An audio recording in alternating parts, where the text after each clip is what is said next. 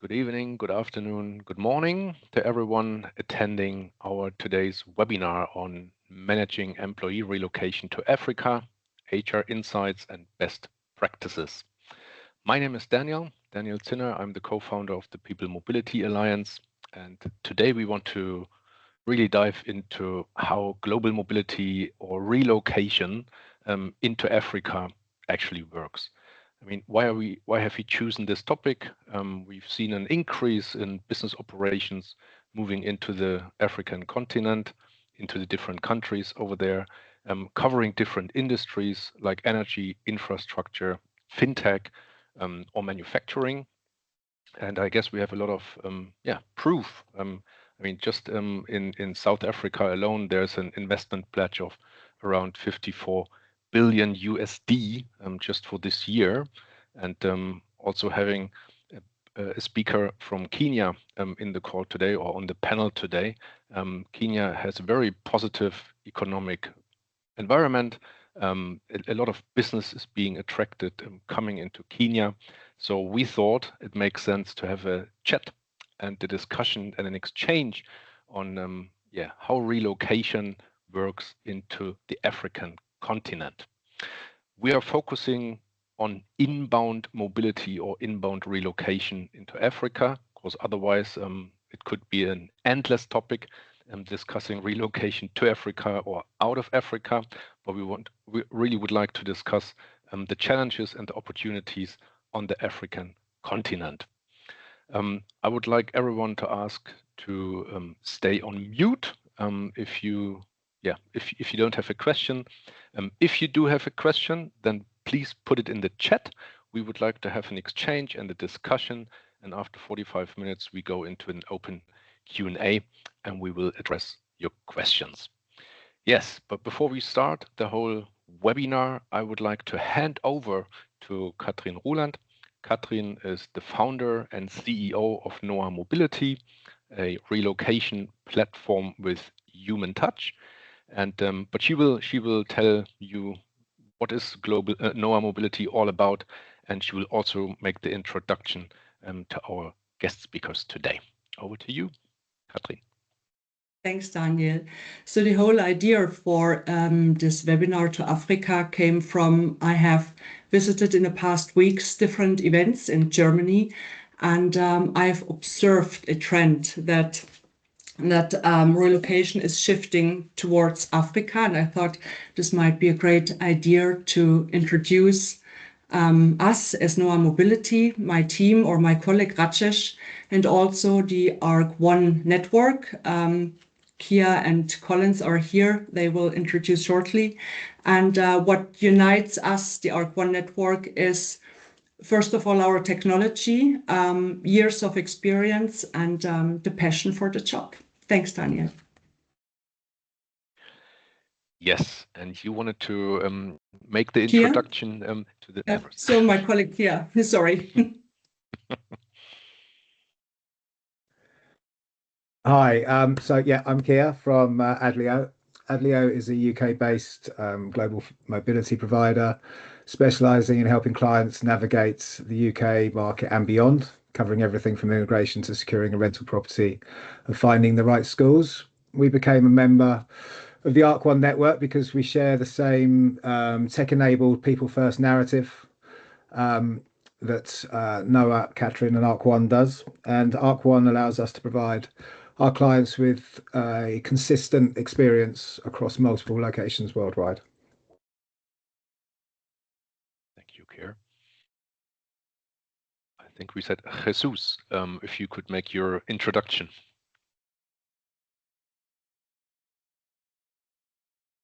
And if you're having technical issues, then let's just move on to Collins. Great. So thank you, Daniel. Name is Collins, based in Nairobi, Kenya, CEO and founder of Zaira Mobility.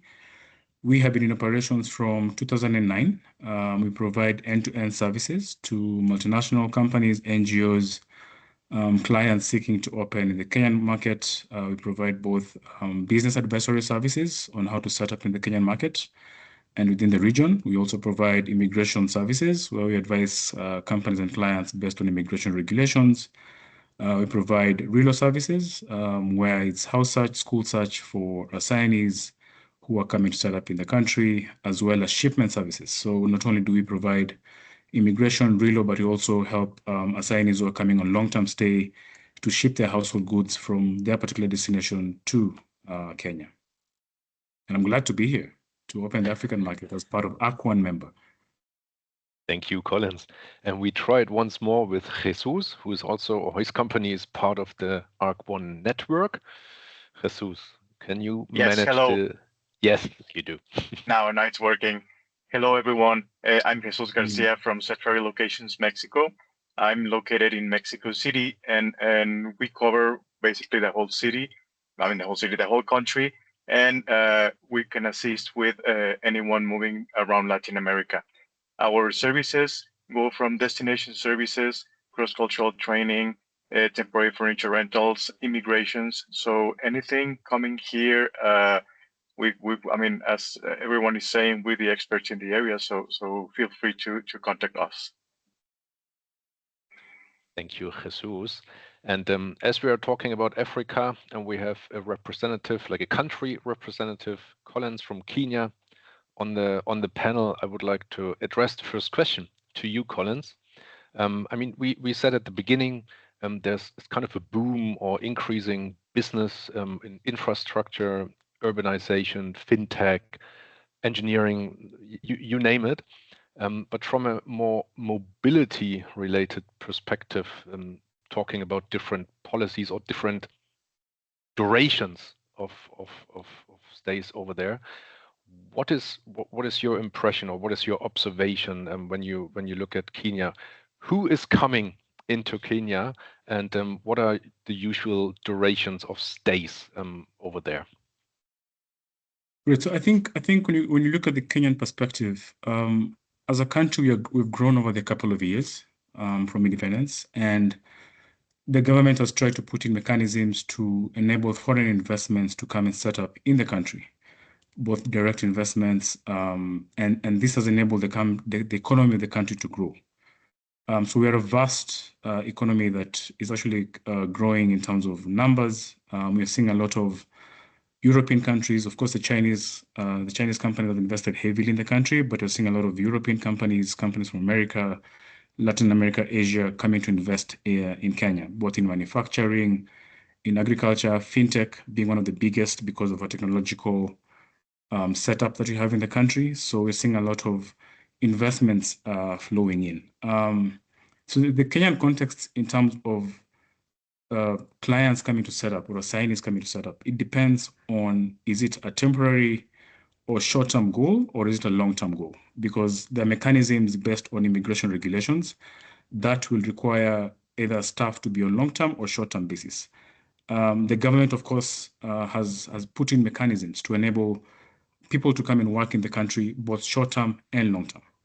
With the introduction of the digital nomad visa, that has been a game changer that we've seen for investments coming in the country for assignees.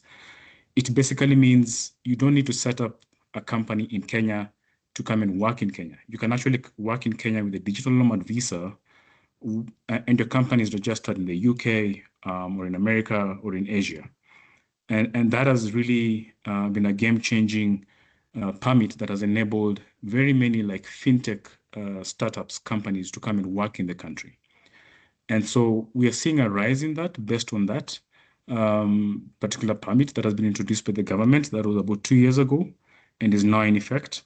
We also have the temporary permit that gives assignees a 3 months work status visa, which can be renewed for another 3 months, giving it a 6 months duration, or the long-term permits, which are also available depending on the type of work status that the person wants to come and invest or work in the country. So different companies, depending on their goals in Kenya, depending on what they want to achieve, will send their staff, and their staff will be covered by different permits with the objective they have to do in the country. Right. So you do see like permanent relocations also Yes. into Kenya with the family, and they are staying there and they remain there for 3+ years. This is really what you see. The rise of permanent experts is quite unique because rarely do we get short-term experts coming in the country. When you get the short-term experts, it's either business that is on short-term goal objectives, but Yeah. very many companies have come to set up for long-term objectives. Why? Because Kenya is expanding, and it's a gateway to the East African market. It's a gateway to the South Central African market. So with that, we're becoming a hub of very many, not only multinational organizations, but also startups that are setting up in the country. So we are seeing a rise on that, and long-term stay for assignees moving with their families, staying here for the long-term gain. Because when it comes to infrastructure in terms of real estate, schooling, the system is set up for long-term stay. And so Yeah. that gives us an advantage as a country for assignees to come and set up in Kenya. And also in the African continent, I must say, different African countries are setting up different mechanisms for long-term stay, for investments, for work stay, for assignees to come and basically see a different side of African market, because the African market is a long-term gain. You have to be here for the long-term game with resilience, of course, to be able to achieve objectives that you want for your company at the end of the day. One last question on this topic, Collins, please. When we talk about fintech or knowledge workers, people like that, they are also staying for long term, or is there also the option, or do you see a trend that they stay where they are and they work remotely, so to say, from abroad for the Kenyan for the Kenyan country, so to say? I think just going back to the digital nomad visa, I think that has been a game changer. And by the introduction of that, we are seeing a lot of these fintech companies, startups coming to set up in Kenya for the long-term stay. Founders, staff, international staff, they're basically setting up themselves in Kenya for the long-term stay. So they're not only registering their businesses in Kenya, but they're also staying in Kenya, getting the relevant work documentations to work in the country for long term. Because for you to gain access or have a footing in the market, you have to be on the ground. Of course, do your due diligence, get to know the market very well. And so the introduction of these particular permits that enable you not only to be in the country for long term, right? But it also enables you to set yourself up in the market because competition is very stiff in the market. So long-term stay is one thing that you're seeing on the rise in the Kenyan perspective market at the end of the day. Cool. And this is the natural bridge to Kier, talking about compliance. And you're talking from a UK perspective here. I mean, compliance, it covers immigration, taxation, social security. What's your take on that with the specific connection to Kenya or African countries? Yeah, absolutely. I mean, as you said, I'm looking at this from a UK perspective. I don't pretend to know anywhere near as much as Collins would about the Kenyan market. But the biggest trap I see firms falling into is treating compliance like a checkbox exercise when everything else is complete, like an afterthought. If you wait until the person is on their way, then you could run into trouble.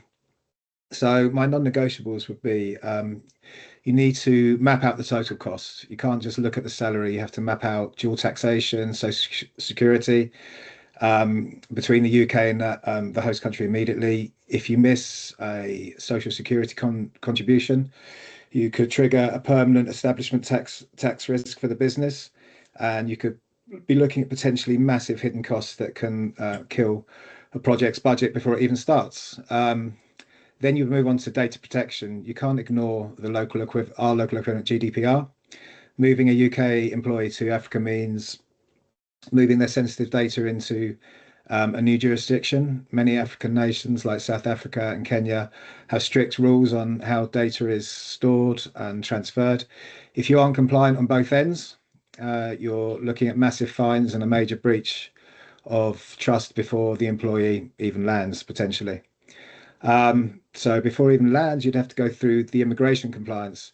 Now, there's not really any grey areas when it comes to immigration, and speed is important, but you can't shortcut the law, essentially. We are seeing African authorities getting much stricter on business visitor abuse. If an expert is caught doing site work on a visitor visa, they can get deported. The company gets blacklisted, which is why we use our ARC1 partners to find the legal fast track and not just the easy way. So we would therefore recommend that you need to rely on your network. You can't rely on generic online advice for the African markets. There are so many unwritten rules and local nuances, especially around local registrations and labour laws. This is why we lean so heavily on the ARC1 partners and, in this case, my colleague Collins. You need someone who knows the local authorities and can navigate the bureaucracy that actually exists on the ground, not just what's on paper.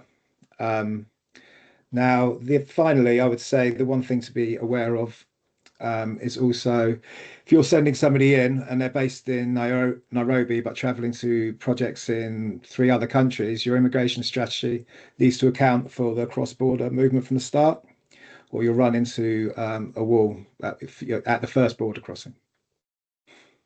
So those are my takeaways. Thanks, Kier. But I do have a follow-up question to Katrin. Yeah, please. When we talk about, because you're heading the whole network, Katrin, and yeah, my question in regards to compliance would be, with ARC1 we are talking about a relocation network first of all. Yeah. But compliance can be tax compliance, immigration compliance, social security. In some countries, these are protected professions and cannot necessarily be done or performed by relocators. So what's your take on that? How does NOAA Mobility or the ARC1 network deal the network with yeah.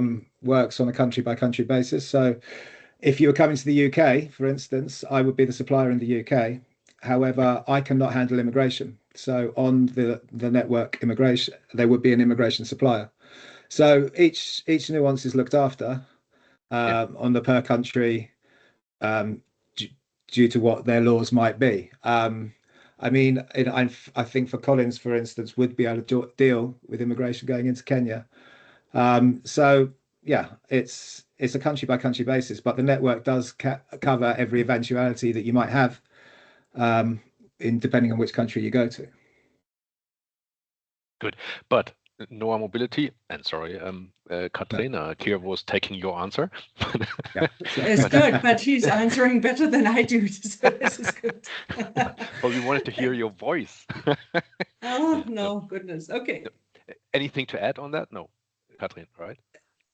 No, the only goal is that, with the platform, which I said in the beginning, we are united. And as you see that Collins and Kia and he says, we all have the same passion and the same, what is important is that we have the same KPIs and service delivery. And and this is what you can use with the technology. But on Collins' end, back to Africa, I've learned that we do not need to have immigration lawyers, correct?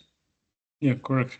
Yeah. I think the legal mechanism is set up whereby you have to abide by the regulation. And once you understand the regulation, you can become an end-to-end provider. And that's what we do for our clients. That's what we market for the ARC1 platform at the end of the day, because we also abide by the regulation that is within immigration and within the registrar of the business in the country as well. So we become an end-to-end, and that is acceptable. It's not fully lawyers to do it. And the point I wanted to make is in the traditional global mobility world, you have different professions, and as an HR or global mobility professional, you're under the assumption you have to engage with all these different go-to points and people. But if I understand it correctly, NOAA Mobility with the ARC1 network, and you belong to that network, you have experts sitting on the ground everywhere, and you engage with whomever it's necessary to engage with to do legally compliant work and get the job done. So I think that's good to know for the users of the ARC1 network. Right, we haven't really spoken with Jesus yet, wanted to give him a chance to say something. The impulse is, I mean, when we look at traditional bigger companies moving talent, moving workforce into certain countries across the world, they have pretty heavy policies defining the compliance level, the benefits, and everything to make these moves happening and a positive experience. What is your experience, or what is your observation? How do small to medium-sized companies or startups deal with policing their global workforce? Do you see some flexibility? Do they try to have like a standard policy applying to everyone? Or what's your take on managing different types of mobility in smaller companies? I know we lost him again. Okay, let me There he is. explain a little bit about how it works in Mexico, and I'm going to talk also about companies sending people to Africa, because I was investigating it with some of my clients. One of the main concerns, and that's something I really help with my clients, is that they were telling me that, as an example, going to Africa, the language and the cultural differences, it was something really, we already talked about compliance. The language and the cultural differences was something that was making them really afraid of sending people, and people going there, that was the problem. The same thing happens when uh, foreigners are coming to Mexico. Even though, Mexico is well known for, I don't know, the food and beaches and all those things, when they're really moving here, they're coming to Mexico City or cities that are not on the beach resort. So it's a different uh, perspective. So people coming from the UK, from Germany, from France, Italy, we receive a lot of, besides the United States, we receive a lot of people from Europe. And at the beginning, that's one of the concerns they have, the language and also the cultural differences we have in Mexico. So that's something we really focus a lot when companies are coming to Mexico. Uh, of course, we assist them with finding a house, school for their children. We have international schools, as in many big cities, but those are the main concerns most of the time, and that's some of the concerns that the HR department has, because they're bringing someone that's a strategic person to work in Mexico with their families, and they're struggling. Let's say, we have the German school, the French school, the American school, the Japanese school. So those families normally they adapt easy, but there's some other families that they say, okay, if if we're Germans and we're going to Mexico, I don't want my kids to study on the German school. I want them to experience something different. So we, when they come to us, then we start helping them, as you do in your own offices, to install them and make them productive as soon as possible. So that's, but basically, when coming to Mexico, at least the main concern is that getting the visas, it's quite easy. Mexico has renovated most of the processes, and I've experienced that in order to get a visa, it takes, I don't know, 4 to 5 weeks now. It took like 8 to 10 weeks before. Now they reduced this to between 4. I've done this in 2 weeks. So it's been getting easier, but of course they need to rely on the experts when coming here. So that's something we can do to companies moving here, and of course that's what they can do in the UK, in Kenya, in Germany.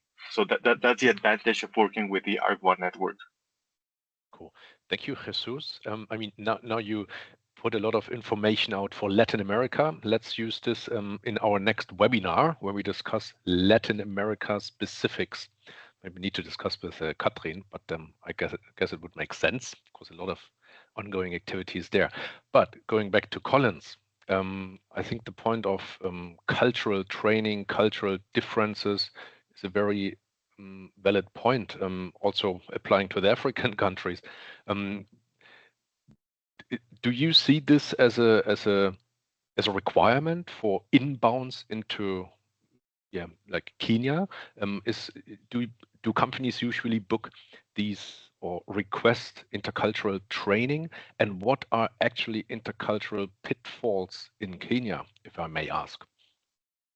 So I think cultural training is one of the lesser side of it when you look at it when we have inbound movements to the country, because Kenya is a very free country at the end of the day, English being a universal language. So in terms of culture dynamics, there's an understanding when you come here and you just do your first visit, like an orientation visit. And what we've seen is that very many assignees and experts, when they come in the country, they're shocked by what they see on the ground. They don't expect to see what you have on the ground in terms of development, in terms of real estate, in terms of schooling, malls, leisure facilities that we have. So, of course, there's an aspect of just having a one-on-one with either clients coming or companies moving into the Kenyan market. But the cultural dynamics is very open. But of course, there has to be trust with providers in the African market, because that is one thing that we are seeing in the market right now. Mobility aspect side of it is still a new concept when it comes to relocation services in Africa.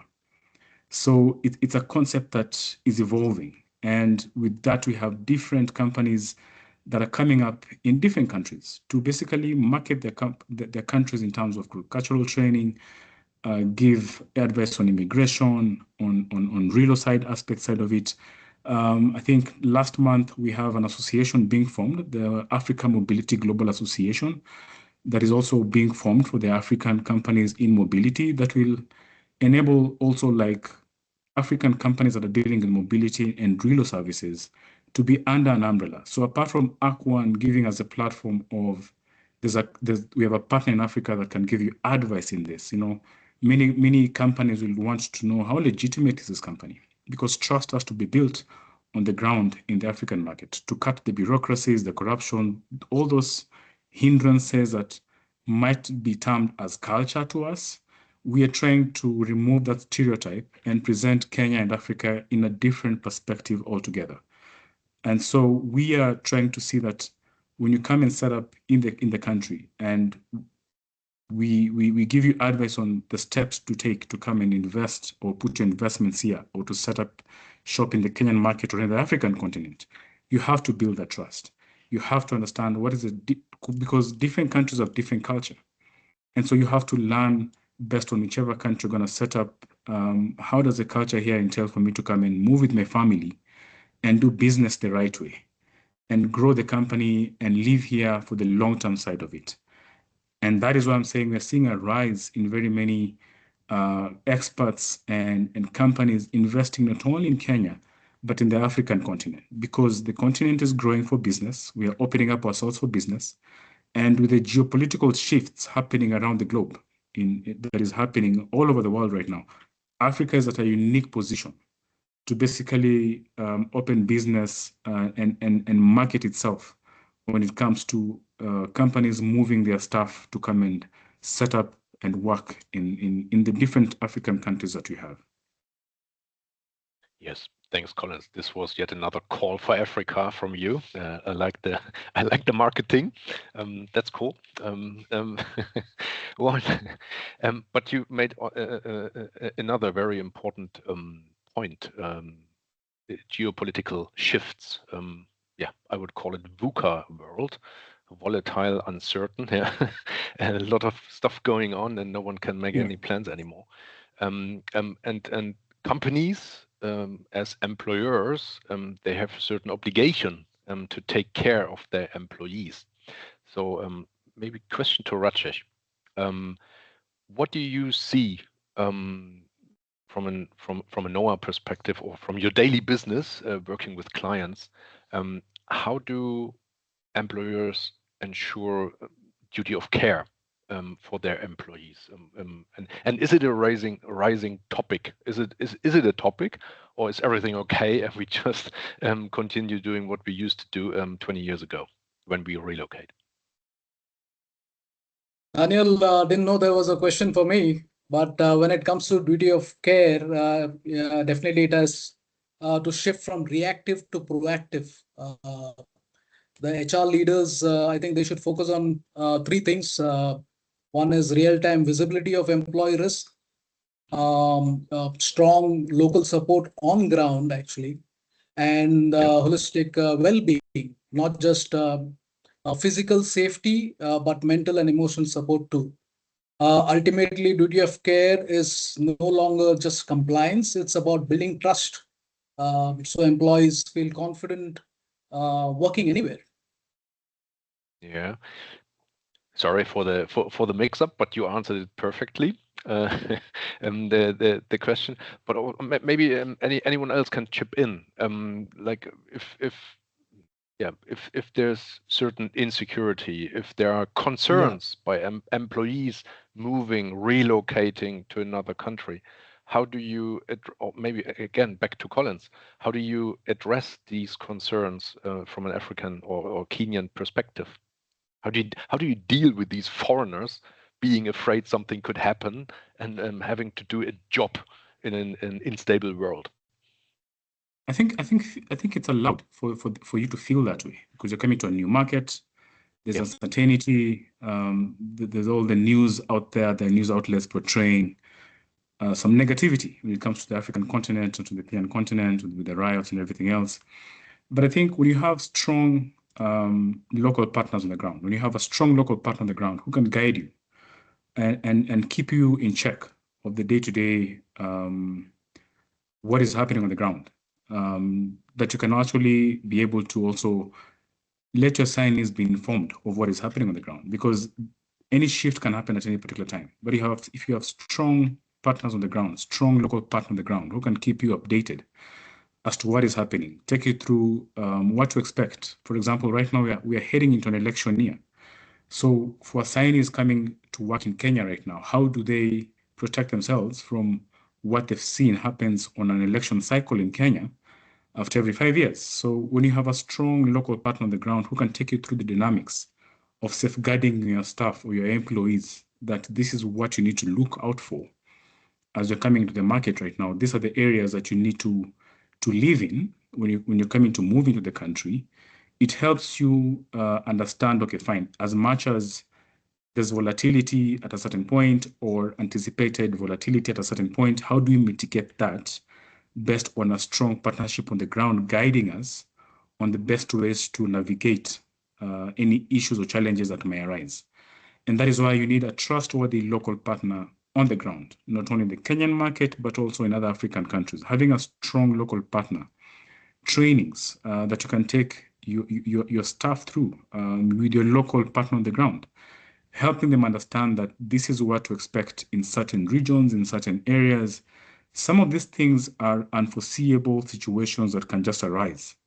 But then how do you mitigate that your staff is safe, that your signees are safe? How do you work with security companies to help mitigate certain pros and cons that can arise from volatility in areas or any unforeseen situations that can arise? So apart from big companies having security dockets, how can SMEs, the startups, how can they be safe when they want to come and invest in Kenya, when they want to come and bring their staff in Kenya? How can they be safe to know that as much as my staff is coming in the country, they will be safe to work? As much as we see all this negativity arising or volatility arising, our partner in the ground will guide us on the steps to follow to make sure that our people are safe, the investments are safe, and going forward, we grow together in terms of any unforeseen situations that can arise.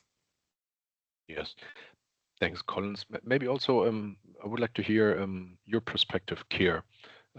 I know you're more dealing with the UK inbounds and UK outbounds, but what's your take on that? Absolutely. I completely agree with Collins that the local help is absolutely imperative, but also there's a duty of care that comes before the employee is even landed. You want to let them know that if transportation, if secure transportation is necessary, that has been taken care of.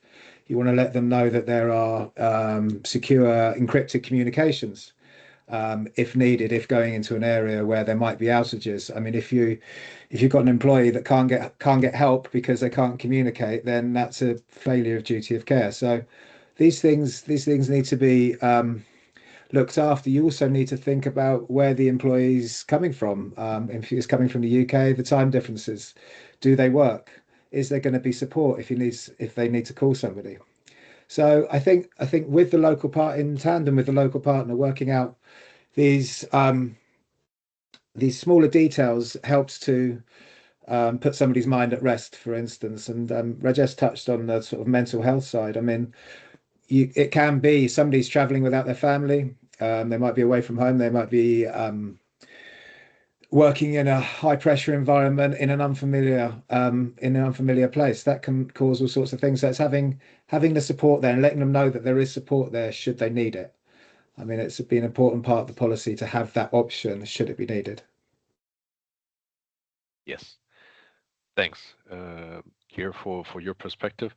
We are coming closer to the Q&A session, and also to allow at the very end some closing remarks. Yeah, question to the audience.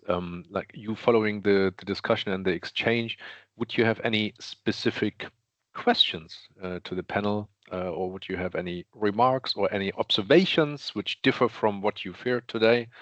It would be great to engage with you. And you can put your questions in the chat, please. And in the meantime, whilst you are coordinate getting the questions into the chat, I would like to ask one additional question to Katrin.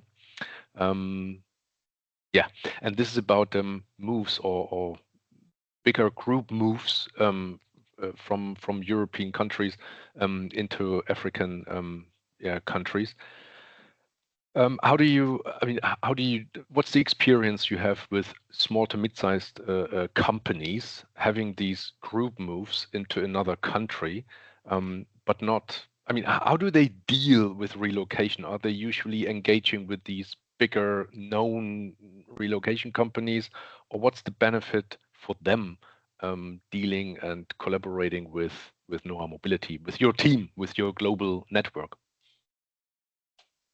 So, if it comes to, big enterprise companies, they have their legal teams. They are established, while SME companies or bigger startup companies, I would say, they start contacting us first, getting information, and they try to build all of their network through us and through other contacts. So they don't have this established legal teams. And I think this is why we are, for SMEs and startups, the better fit as a partner versus the big RMCs. Yes, and if I was a client, how does it work? Like engaging with you and your network? Do I need to pay for each country and the services my people need, or is there kind of a central billing? Is this digitized, or I still send the envelopes with the letters back and forth? So how can I imagine working with Noah Mobility and the global ARC1 network? So usually, like other colleagues, so we have our setup calls. We adapt to their process, what they want to have, which is quite easy if it comes to SME and startups. And everything goes digitally, and you can, in real time, you see where are your employees, what is needed. You can engage with all of of the ARC1 network partners.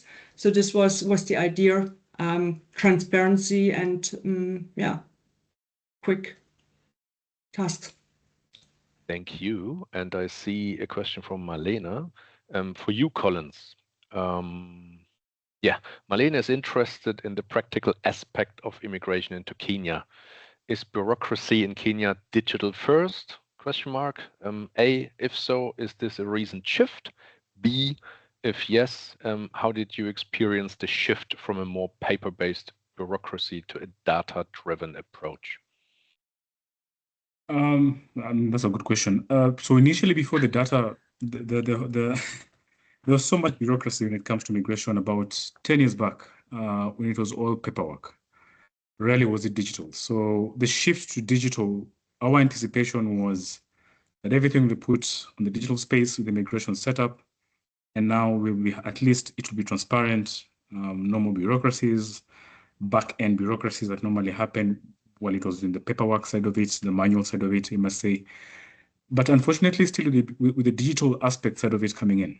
For example, when you're applying for your ETA visa to come in the country in Kenya, it's a very straightforward process. You go to the ETA visa entry portal, you apply for it, takes about 2 to 3 days, make the payments, tourist visa, you get the visa, you come in the country. Unlike before where the manual paperwork was a bit bureaucratic, so much corruption behind the scene. But now, unfortunately, when it comes to the immigration side of it in terms of permit applications, that is where the challenge comes in the digital space with the bureaucracy. So as much as information will be put on the immigration site for all the application, all the documentation, as a provider, we still need to follow up on the application manually. And that is how you can only get work done when it comes to permit applications or immigration documentations for staff or for assignees in the country. So as much as the digital space has opened up applications in the immigration spectral side of it, we still have to follow up with immigration physically, go to the offices, follow up on this, present documentation, because the digital space, they can come and tell you, we're missing a document because the system is down, and the system can even go down for a month or for 2 months or for weeks. And so unfortunately, as much as you want it to work and to cut the bureaucracies and the corruption that has been plaguing the immigration docket for years, it's a work in progress. So yes, it's there, but unfortunately, we still have to follow up on these applications manually and physically with the immigration department to make sure that things are moving to an approval stage of either a permit application or a visa application. So that is how I can put it on the digital aspect side of it. It's a work in progress to change the bureaucracies. But do you observe like a speed up? It's quicker done today than it used to be done 5 years ago. I don't really say it's quicker. It's just that now we are applying on the digital platform. We're now putting things on a digital platform. But in terms of follow-up, it's still a physical follow-up. It's still you presenting yourself to immigration and following up. So the timeframes are still the same as before, maybe 2 weeks or a month less, but the timeframes are still prolonged in terms of approvals, in terms of vetting. So it's the only difference is we are now applying everything online. We are putting everything on the digital side of immigration portal. But still, you have to do physical follow-up to make sure that things are moving. Your file is moving and not misplaced amongst the whole sequence of file being followed up on the digital space. Sounds a bit like Germany. We are still not digitized here. But okay, that's a different topic, maybe for the Europe call. But as you just answered, Collins, one more add-on question for you. At the beginning, you mentioned Kenya or Nairobi acts sometimes or has evolved in acting as a hub to the rest of Africa. So if I was a foreign company and I want to come into Africa, I want to come into Kenya, but not Nairobi. I want to go somewhere more rural. Would you still recommend everything to be done via Nairobi, or does it also make sense that I go direct on the ground in another big city? What's your take on that? Entering the market in Kenya. So I think Nairobi is just the hub. It's just a city. It's where it's a metropolitan environment. It's where everything happens, system of government, central government. But in terms of anyone coming into the market and they want to go to any city, they can operate from whichever city they want to operate in, because the incentives are that you can now operate on the digital platform in terms of business registrations, setting up your company, setting up the systems to work into place. Unfortunate bit is the migration is centralized to Nairobi. But in terms of setting up business or companies, you can set up in whichever city you want in the country. Nairobi is just the hub because many companies see it fit to, in terms of accommodation, in terms of schooling, Nairobi hosts all that. And that is how now other cities are also opening up themselves to real estate market to attract more foreign investments to those particular cities and direct foreign investments to those particular cities instead of coming through Nairobi. And the government is also trying to decentralize immigration to also work in those cities. So you can apply for your permit in, let's say, Mombasa or Eldoret or Kisumu. As much as the vetting will be done in Nairobi and everything will be done in Nairobi, the government is trying to open up other cities to also accommodate foreign investments directly. So you necessarily don't have to come and just set up shop in Nairobi. You can go and set up shop in Mombasa or in Kisumu or in Eldoret, other cities within the country, because the mechanisms have been set up into place for you to go and operate there and set up shop and start working as soon as possible. Thanks, Collins. And in the meantime, I've seen that Marlene, she had an add-on question, and then after Marlene, there's also Matthias who asked a question now. But yeah, Marlene had a follow-up question on the digitized immigration procedure.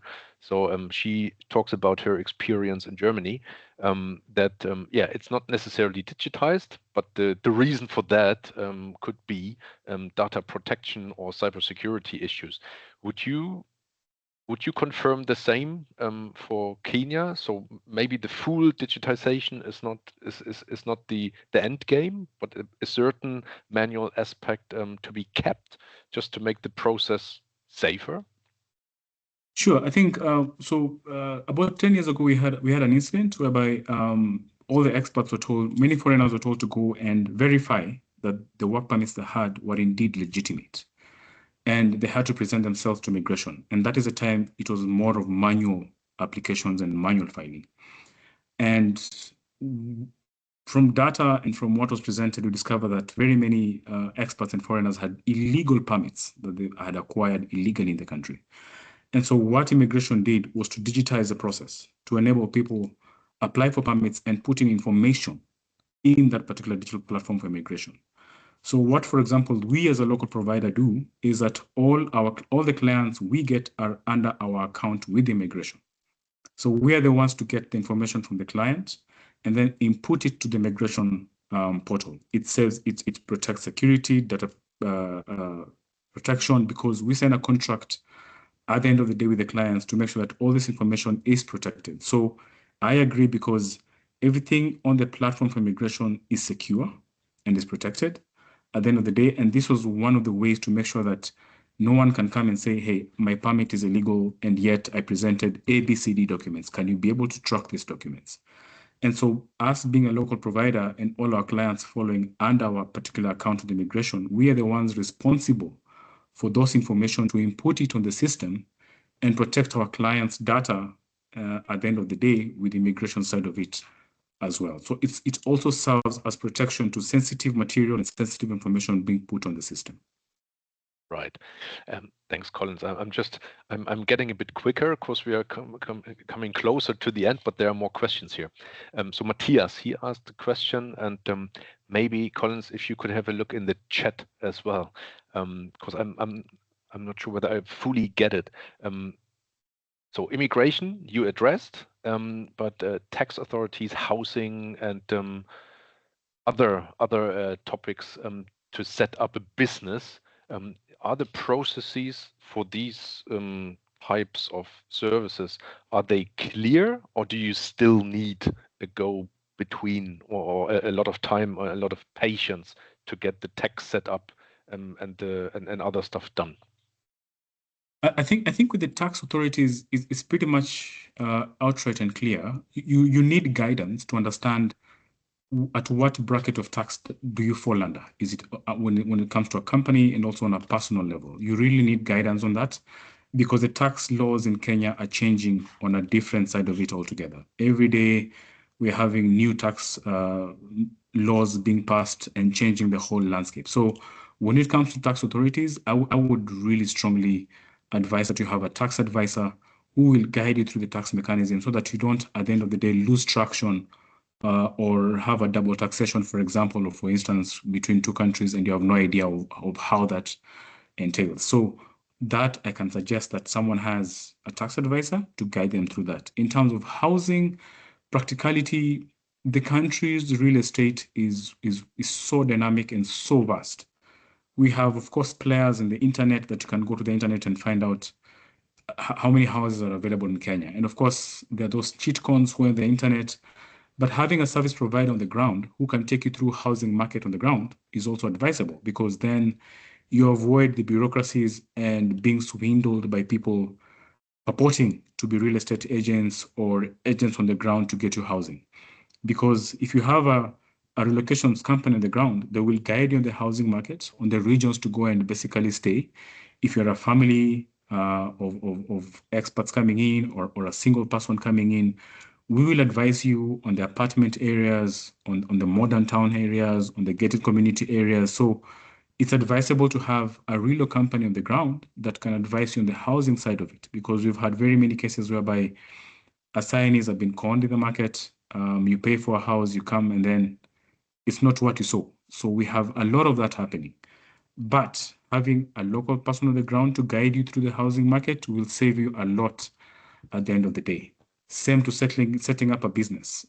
As much as it has also been digitized, you have to follow up with authorities and making sure that you abide by the compliance put across, so that once you set up your business in the country, you are abiding by the tax laws that are regulated to run the business in the country. So I think you really need clear guidance on how to navigate those particular areas as you come and set up shop in Kenya.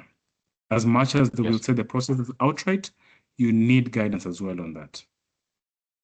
Right. And Collins, when you talk about a tax advisor, of course, you could recommend someone, or some tax advisor would be part of your network on the ground. We as a company, we have a tax department, and part of our tax department is just to make sure we are keeping abreast with what is happening with the tax laws in Kenya. What is happening with the tax laws being passed to avoid our clients having double taxation, for example, the UK, with South Africa, with the US. So we have a tax department that strictly does taxes for our clients and keeps them abreast with what is happening on the tax mandate umbrella, on what is changing on a day-to-day basis. Thank you, Collins. Now, question to Keir from Yeah, I can see it. It's okay. It's a good question. Go for it.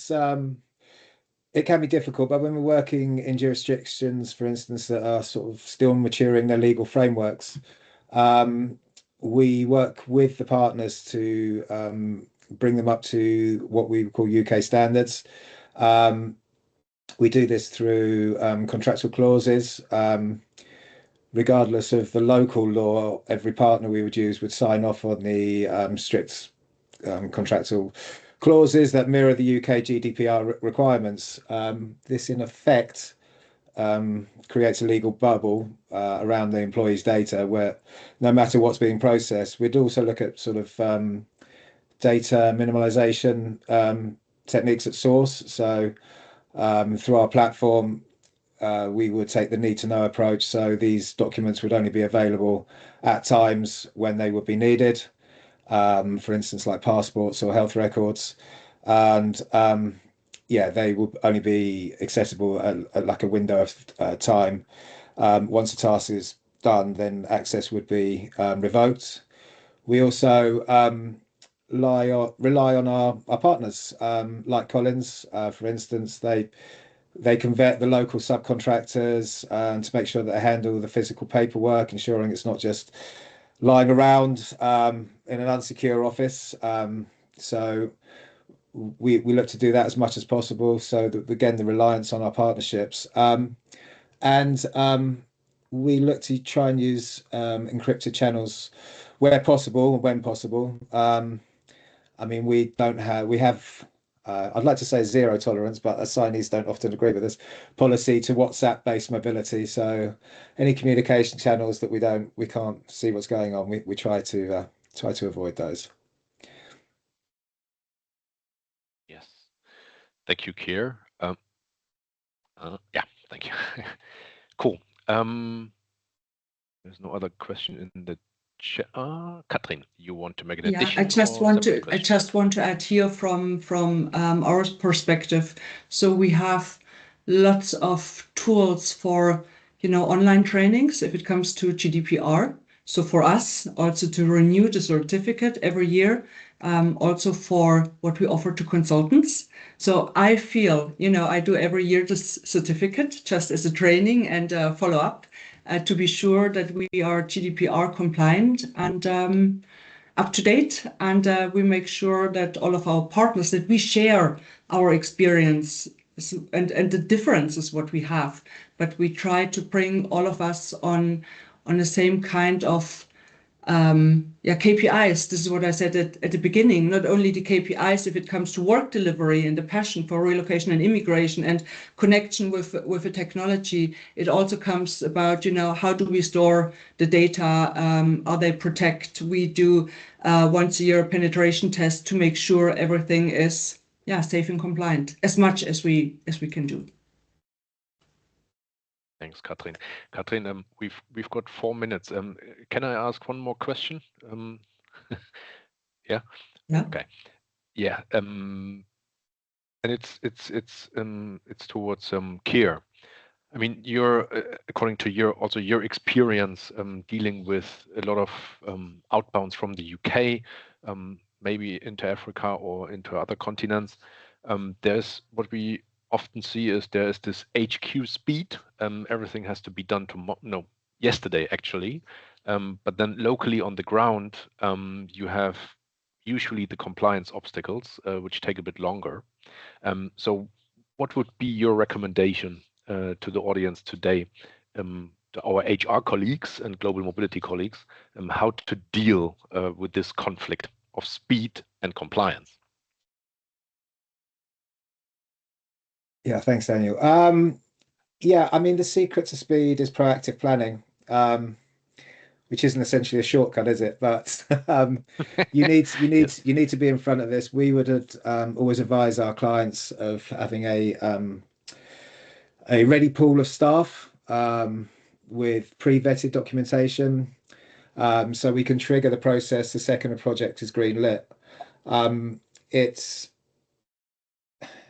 Yeah, I mean, it's like everything in life, really. It's the preparation that really counts. And if the bureaucracy, so much of the bureaucracy can be dealt with at early stages. Essentially, when we're meeting people, like if you're sending something to meet somebody like Collins, one of Collins's teams on the ground, then you want to have everything in place already. So it's not, it's pre-planning, it's proactive planning is my recommendation for this. It's take our advice as early as possible. Yes, and I assume, and of course, in this case, UK outbounds to Kenya, you and Collins, the teams, they would collaborate, they would inform each other, and everything is shared through via the platform, right? Absolutely, we have open channels of communication and everything. I mean, it's all of the beauty of the network is actually that everybody is familiar with everybody else's business, and they've been selected for the reasons that Katrin outlined earlier. So the communication is good. We know we can rely on them. It's not just while we have somebody in Africa. So we have somebody. It's an extension of our business. Perfect. Thank you, Kier. Katrin, you raised your hand.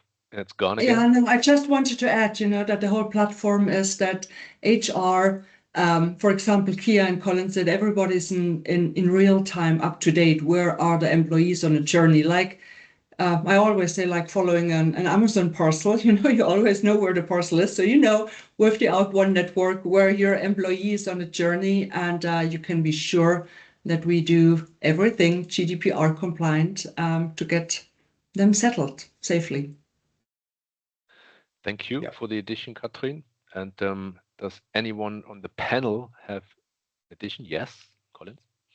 Yeah, I think also just to add on what Katrina said, being on the network is providing a lot of compliance documentation to be accepted in the network. So you're not only just taking any other person to the network, you're actually presenting documentations to show that you are fully registered in your country. You're providing documentations to show that you will abide by the regulations in the network. And so by the time we were even accepted to the Aqua network, I mean, we shared documentations to show that we are a fully compliant organization in Kenya, in Africa, that can be part of the Aqua network. So being part of the Aqua network is enabling us to understand that we have to abide by certain regulations for European countries, certain regulations for the Asian market, for the American market. So we're also in a learning process, but we're abiding knowing that we're a fully registered entity, and being part of Aqua has made us be compliant with regulations that are also in the European market and in other markets across where our partners also cover. I think, Collins, these have been very good final words, I would say. I would summarize like there's a lot of collaboration, transparency, quality assurance, knowledge, and speed within the Arc1 network. I think that's great. And yeah, for our audience, we would close today's session or today's webinar. Other webinars are in planning, and I would like to thank all our panelists, Kier, Jesus, Collins, Rajesh, and Katrin, for speaking up and explaining how it works. And I also like very much your passion for Kenya, Collins. So yeah, maybe I should visit soon. Okay, thank you very much, everyone, and see you very soon. Thank you. Thank you so much. Bye-bye. Thank you, Daniel. Cheers.